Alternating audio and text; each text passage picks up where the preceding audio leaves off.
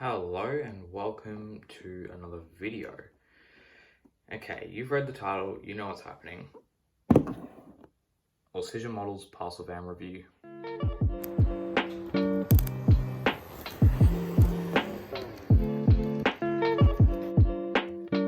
Alright, so let's just get started, let's get right into it. So, start off by having a quick look at the box. There you go. I think I like this, what they've done with it, where they've got the coloured, I guess it's kind of like a diagram of the model on the front. And I like the yellow border as well. I think that it's a lovely yellow colour and I think it suits the model great. As you can see, Auscision models. And where is it? HO scale, ready to run. And the version I got was Parcel Van 2cm in VR blue and gold with disc wheels. Around the back, nothing on the back, just white. On this side, you got a front-facing drawing on the bottom underside, and that's pretty much it. Alright, so next step, take off the lid. Should mention I have had this open briefly just to have a bit of a play around with it, make sure it works, all that stuff. So you open up to some paperwork. So you got this, I think it's about sound. Lovely picture of the tape there. And that's just about all your sounds and DCC stuff, which we're not looking at today. This is a DC model. Next up, you've got the exploded parts diagram. Always fun to look at. Get a better look at how it's all kind of constructed. You got, see there, got the bogies, got the motor. On the other side, you've got the body with all the details. Yep. You can see all of that. A bit difficult to get in shot. So yep, there you go. I can actually fold it back up. And then you have, excuse me, a bit of a user's guide, I think, which just has, see there, all the specs or features as they call it. 5-pole, yep, 5-pole motor, which is always good. All-wheel pickup, all-wheel drive, that kind of stuff. We'll go through that later though. And now, a little paperwork out the way. One piece of foam. There it is. So as you can see, first impressions, package well, block of ice. I'm glad they didn't do anything to change that from their other models. And let's get it out. Put this over to the side. Here we are, almost at the model.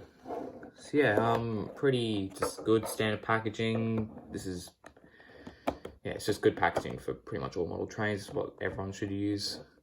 But I have noticed that the sleeve, this little sleeve bit's a bit looser than I've had on other models, which is fine, doesn't really change much. And then if we remove that, put it over there.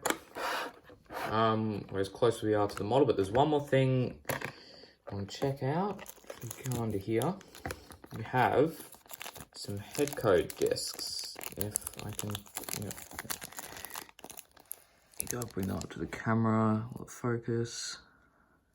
It's a bit hard because it's in the plastic. If I can kind of remove the tape.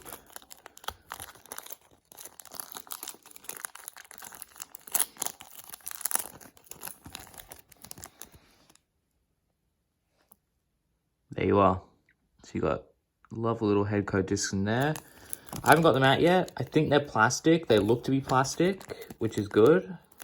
Or just like little paper ones or decals. So yeah, we'll fit some of those later. I have a good idea of what I want to set it to, and some of you might be able to guess. So yeah, let's put those aside again. Now, the part that everyone focus. Thank you. The part that everyone is actually here to see. The parcel van itself. And you can see, wrapped in plastic. Look at that, lovely. It's a lovely finish.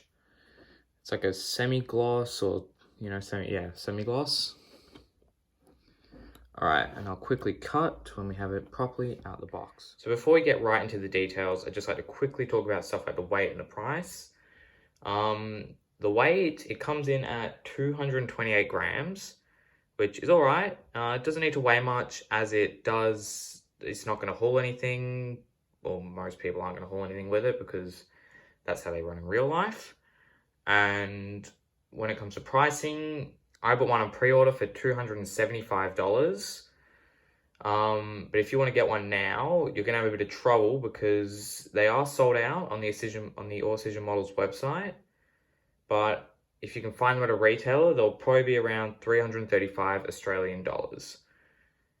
Okay, with all that out of the way, we can start looking at the model. So first impressions of the model, it looks great. I really like it. I love watching it run. There's little bits like catch your eye, and yeah, it's just lovely to run. They got the finish on it is beautiful. It's almost like a semi-gloss, which I think is perfect for a like unweathered model. The livery on it looks great as well. The VR blue and gold looks lovely as always. They got the colors 100% correct. And yeah, so now that we've kind of got the first impressions out of the way, let's start looking at it in a bit more detail. Starting off with the front of the model, as you can see, it has the lovely stripes off the side continuing to the front. They arch in to a point. That looks great. And as you can see, you've got a nice little headlight right in the middle. That does light up, of course. We'll get to that more in the running, where it comes like lights and stuff. You got a destination board up there. Now, I have heard with the actual Tate sets, like the 4-card and the 6-card Tates, you will get decals for this. So you'll have a little decal you can put on to change where you want it to be going. But as this is a parcel van, they would never have had like an actual destination set. It would have just said parcels van. Up the top, you've got the route lights, which controlled by switches underneath. You can turn them on or off to have it as if it's going different routes. We'll look more at that later when I fit the destination discs. You also have, you might have noticed, a driver figure, which is always great. Don't want to have ghost trains on your layout. Underneath there, you can see you've got some little handrails. They are separately fitted, of course. And in the middle of the handrails, there's some little steps, which aren't separately fitted, but they look great and they protrude out just enough. Down the bottom, you've got some buffers, and they are in fact sprung, as you can see here.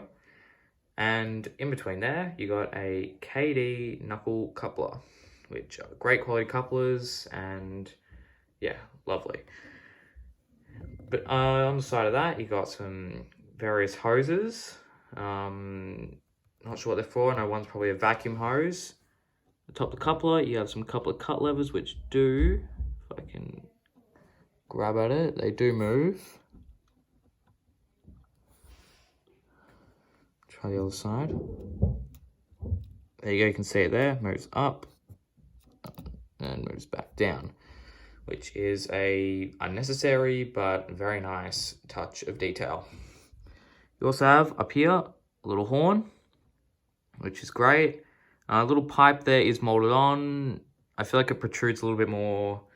It protrudes out a little bit more on the real Parcels vans, but that looks absolutely fine for what it is. You got a side mirror just there, and just to the side of that, you have some piping, which is nice because you can see the livery continues over that. Though, as you can see there is a little bit of the paint going a little bit funny and not perfectly lining up, but I mean, that's all right. And then you've also got some steps just down there and more separately fitted handrails. You can also see on the cab, there is a windscreen wiper. That doesn't seem to be separately fitted, unfortunately, but it looks fine for what it is. It's pretty much covered because you've got this little visor up the top as well. So I think having it painted on is perfectly fine. All right, let's move on to the sides of the model. Now taking a look at the sides of the model, as you can see, can see all the lovely printing and livery application on there. So we'll start on this end and move our way to the other end. As you can see, we got more separately fitted handrails, separately painted door handles as well, which is great. Livery continues nicely over the door, where you have some nice glazing in there, which is good. Underneath, there's even more printing. You got another 2 cm, just at the top. And down there, you can see it says JL479, which I think refers to the oiling of the train. Now, down the bottom, you can see you have the bogies.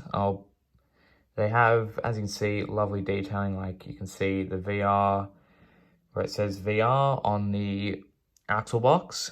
And yeah, you got the nice leaf springs and other springs to the side of that. Moving along the model, you can see just here, you have the first of the 6 doors. See, you got another separately painted door handle and a little latch just there. We also have some nice bars over the windows as per the prototype. Now, in the middle of that, you have some printing, which says reliable, fast, safe, which refers to the advertisement that VR had put on the parcel vans to get people to transport their parcels by rail. Underneath there, you have what I think are the fuses, maybe. Not quite sure on that. Don't quote me on that. And you also have, just in front of that, the wire underframe. That is flexible, which is good because if it was rigid, it'd be easier to break off. Looking more at the underside and moving across, you can see another set of advertising where it says economical parcels by rail,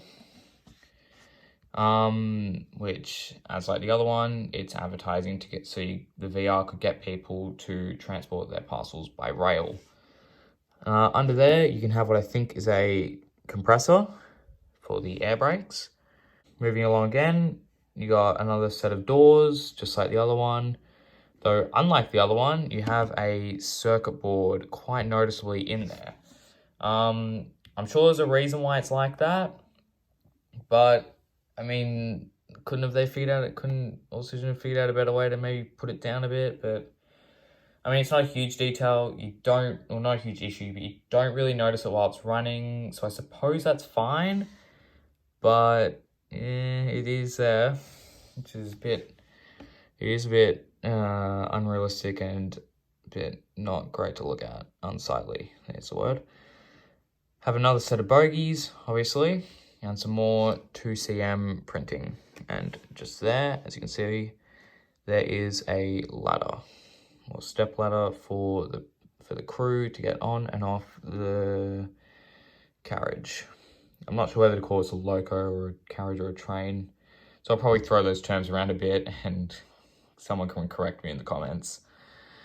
As you can see, another door here with more handrails, more separately painted door handles. Pretty much the same as the other end. And yeah, so that's about it for the side. I'll quickly do a little look at the other side for the other underside equipment. And we'll move on to looking at the roof. On the other side, you have the same advertising, obviously. And you can see a bit more of the underframe equipment. Forgot to mention this on the other side, you've got some lovely Queen's posts there, pretty sure they're called. You have an air tank and what could be a toolbox or a box for some other various bits and pieces. Okay, now let's take a quick look at the roof and then we will move on to some running. Very exciting. As far as cab detailing goes, it's really difficult to get a good shot of it. You can't see it at all here, in fact. But there is some in there. There is some basic molded controls, nothing painted or anything. So, I mean, you're not really missing out on much by not seeing it. I would get a shot if I could, but the windows are so tiny and yeah, the angles are a bit awkward. So yeah, I can't get a shot of that, but there is something in there. But trust me, it's nothing you're really missing out on. Now taking a look at the roof, as you can see, we have the Pantograph, which does pop up and also go down. Now when putting it down, bit of a challenge, you kind of got to give it a decent push, because the Pantograph foot up here, it does move around quite a bit, just like that. Yeah, and nice thing about the Pantograph is that it does actually work. So if you were to have overhead wires on your layout, there is a switch inside the body, which you can switch between wheel pickup or Pantograph pickup, which I think is a great option. Not many people do run actual powered overheads, but it's really great for people who do, which, yeah. And as you can see down here, you have another little thing, presumably to do with getting to the Pantograph for servicing and maintenance. Not 100% sure. As you can see, moving along the roof, have these lovely indentations on the clerestory. Is that the right pronunciation? I hope it is. And you also have this line down the middle, which is probably it's not a seam line from manufacturing. It is meant to be there. And yeah, not much on the roof as per the prototype. You've got the horns again and the ends where the guard would sit. That's about all for the detail. Hopefully I haven't missed anything. And yeah, we can move on to some running characteristics of the model, which will be great. Alright, so as promised, just before we get into the running, I'm going to set up the destination discs for the parcel van as a bit of a demonstration. So I have got the little bag just here. There you go. And I'm just going to go and grab some scissors to quickly cut this open. Alright, I am back with the scissors. And we'll just quickly, a bit difficult to do on camera so I don't cut myself, quickly cut these open. Just like that. And we'll grab them out. Okay. So they do feel to be, yeah, they are plastic. Thought they were cardboard for a second, but luckily they're not, or styrofoam or something. I'm pretty sure they are plastic. Right, we're going to be setting up for the Sandringham line, which I've got the information for that off a video, which I'll link in the description, by Kate Set. Great video if you want to learn about destination discs and all that kind of stuff. So yeah, I've got my knife here as well, just to make the job a little bit easier. I'm cutting it open. This is going to be impossible to do on camera, so I'll quickly cut to when I have the one I want out. Okay, I have got it out of one of the little frames. As you can see, one's missing. Here it is just, it's really difficult to show because it's so tiny. So you get two sets of these, which is great. Put those to the side. I'll only fit one just for now. I'll only fit one on camera. If I can pick it up. Oh god, it's a nightmare. Alright, I'm not going to glue this on because I may want to change what lines I'm running. Oh my god, I just dropped it again. You know, I'll just leave it there for now. I'm not going to glue it on. I'm just going to blue tack it because, you know, I might want to change what lines I'm running on. So I'm going to grab a tiny little bit of blue tack and I'm going to put it on the back of the tail disc or destination disc. There it is. Sticks my finger a bit better now, which is good. I can actually show it. And if we bring the parcel van just around here, try and do this in one shot. Might be some cuts, might not. Time will tell. But reaching around. Oh man, I should have grabbed my tweezers for this. No, yeah, I'm gonna grab my tweezers. Guess there's already a cut. I'm back with tweezers. So it looks like these will be a massive help to you if you decide to fit these little discs. Let's see, can I do it now? There you go, come on, you can do it.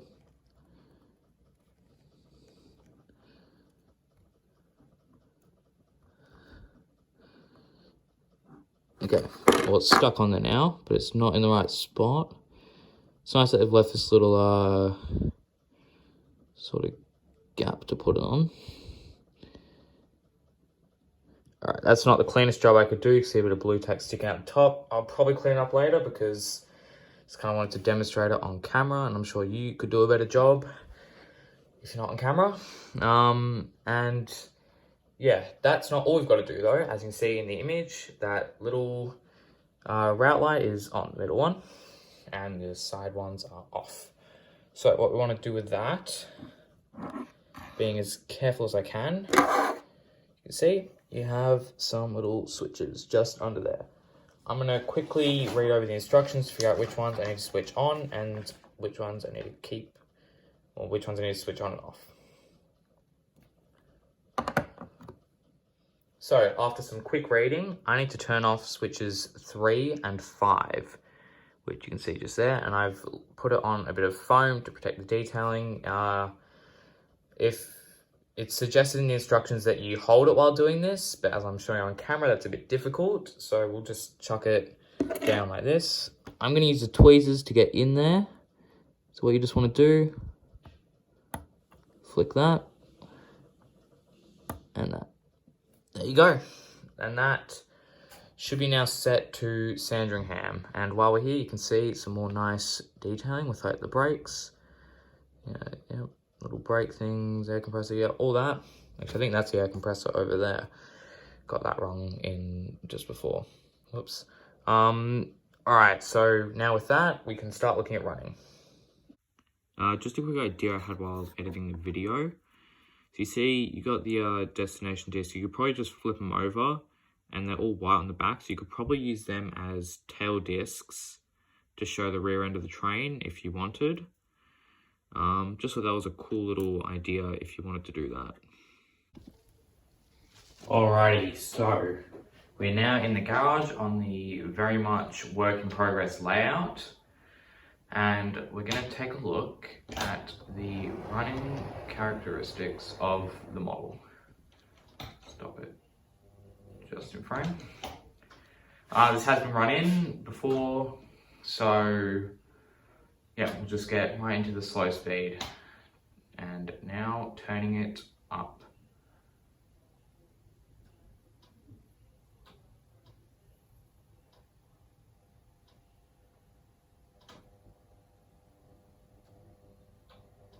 And it is moving. Now that is quite slow, but it's a bit inconsistent. I'm sure if we turn it up, it begins to get a bit smoother, just like that, as you can see.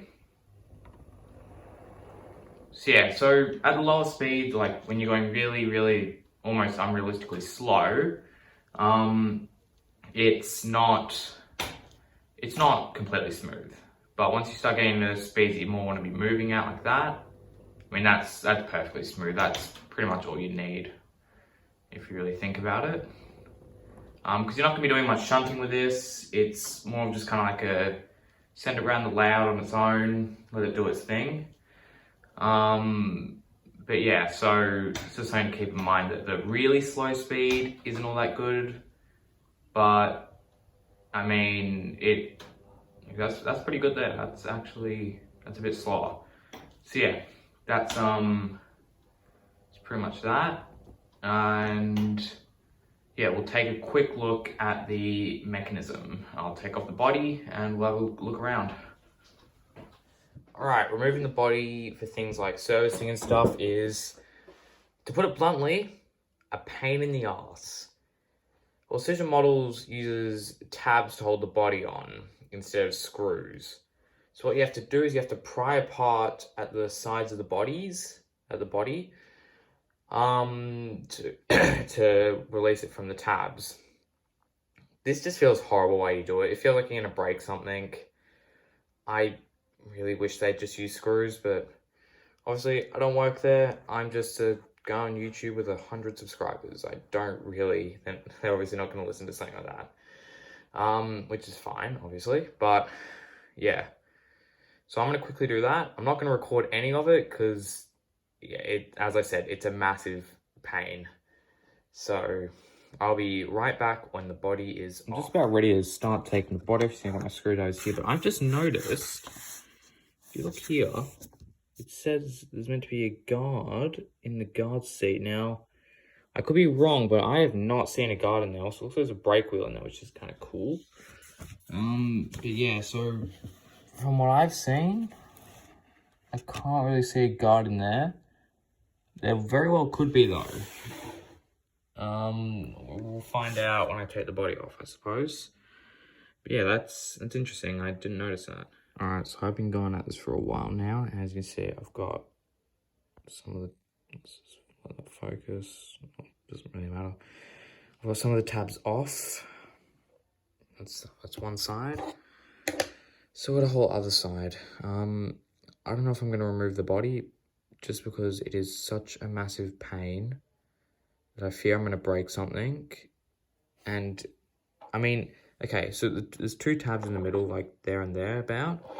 I don't mind them, they're fine. But it's these little ones up at the front, which you can't really see there, but if I bring over the parts diagram, you can see them just there. Those are impossible. I mean, I'm probably doing it wrong. If there's a better way to do this, please do tell me. But I'll just, instead of taking off the body, we're going to look at the exploded parts diagram to kind of like see what makes this thing tick. But yeah, if there's a better way of doing this, please tell me, because I'm going to need to service this at one stage, and yeah, not looking forward to that. Alright, so I'll be with you in a second. Alright, so after that failed attempt, it's all pretty much back together. So let's have a look over here.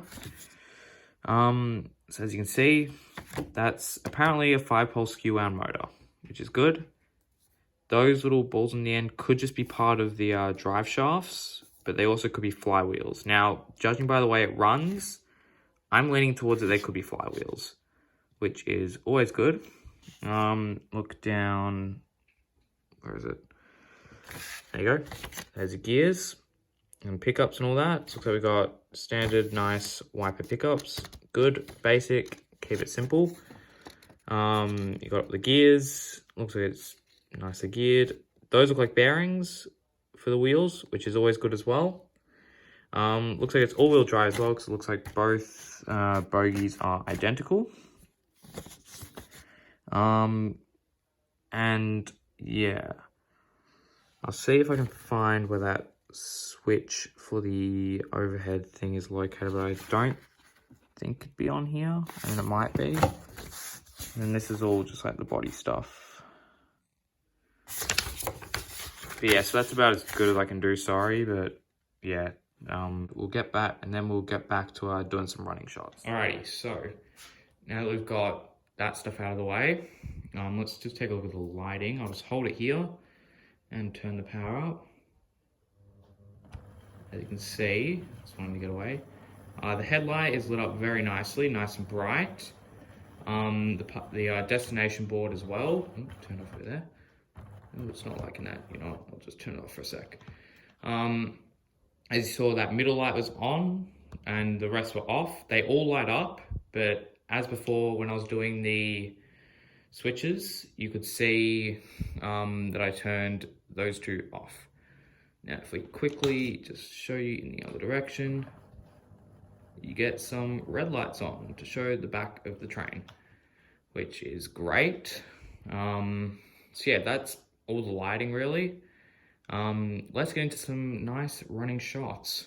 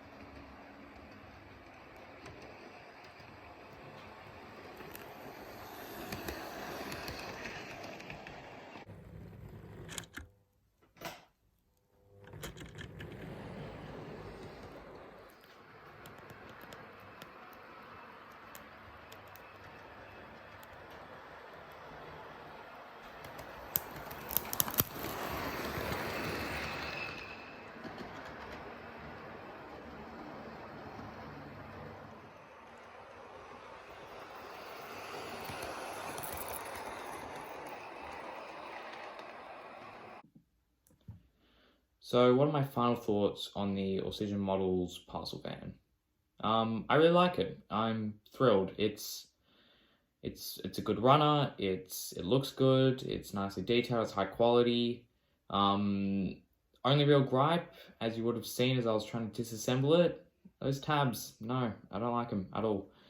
But aside from that, it's great. I really enjoy it. I reckon I've enjoyed running it so far. I reckon I'm going to keep enjoying it because, yeah, it's just easy. Just chuck it on the tracks, let it go. You don't need any rolling stock for it or anything like that. And you know what? Even as a beginner's model, I'd suggest more beginners models if you're really beginning. But if you're desperate for something Victorian Railways that'll run on second radius, yeah, this is it. This is great. I'd highly suggest it for that. And even to any more experienced modelers, 100%. If you like Victorian Railways Sparks, yeah, it's a great buy. And yeah, I can't wait to take it down to the AMRA layout once this lockdown's over. So yeah, that's about all I got to say. So yeah,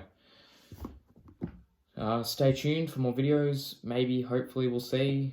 I mean, I said I was going to upload 2 weeks. It's been more than 2 weeks.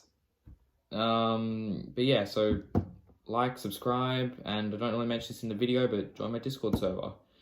Mainly for my Roblox game development, but there's people in there who just want to talk Victorian Railways. So, I mean, if you just want to kind of do that, chat with a friendly community, then yeah, just join. Links in the description. And until the next video, see ya. Okay, because you wanted to be in the video so much.